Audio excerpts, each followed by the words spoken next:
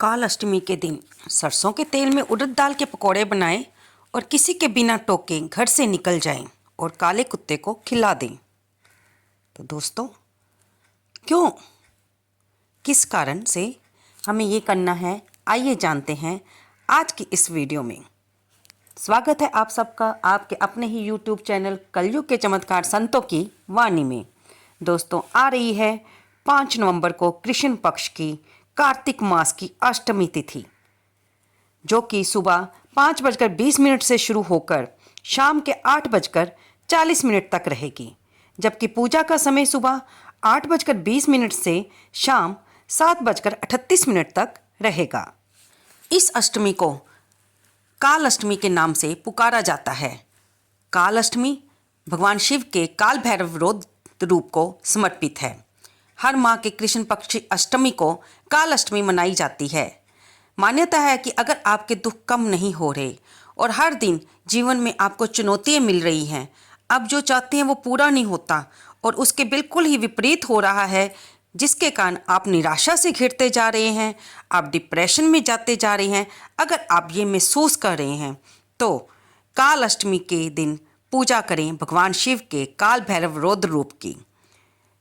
काल भैरव के आशीर्वाद से सभी समस्याओं का समाधान हो जाता है। इस दिन अगर आप कुछ खास उपाय करते हैं तो उसके प्रभाव से आपको लाभ होता है।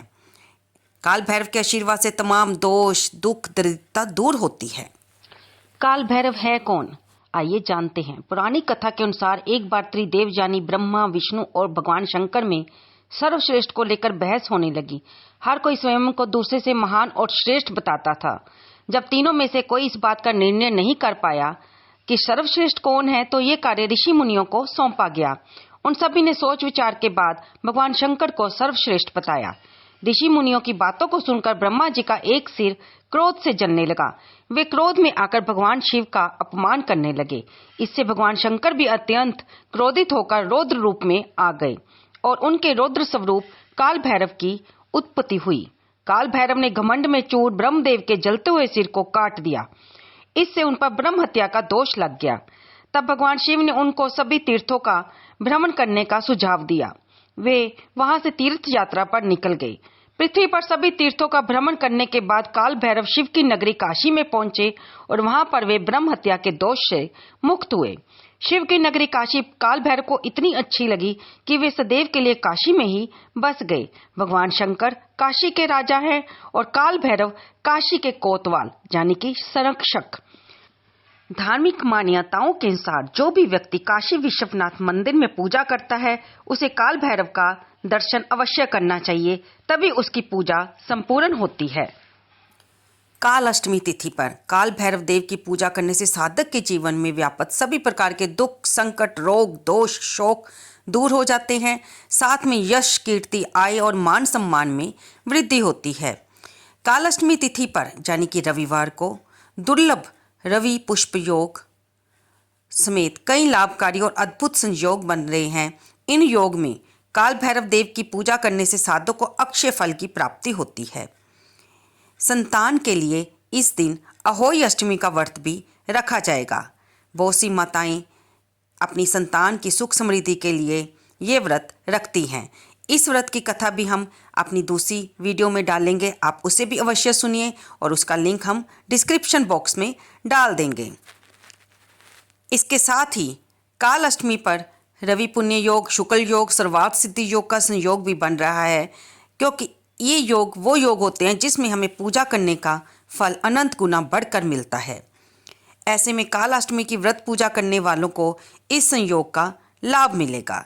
आइए जानते हैं इस दिन पूजा विधि क्या रहेगी। काल अष्टमी तिथि के दिन ब्रह्म मुहूर्त में उठना चाहिए। घर की सफाई करें, फिर गंगा जल मिलाकर स्नान करें। व्रत रखना चाहते हैं तो उसका संकल्प करें। हम हर व्रत के बारे में आपको बताते हैं कि आपको ये संकल्प कैसे लेना है।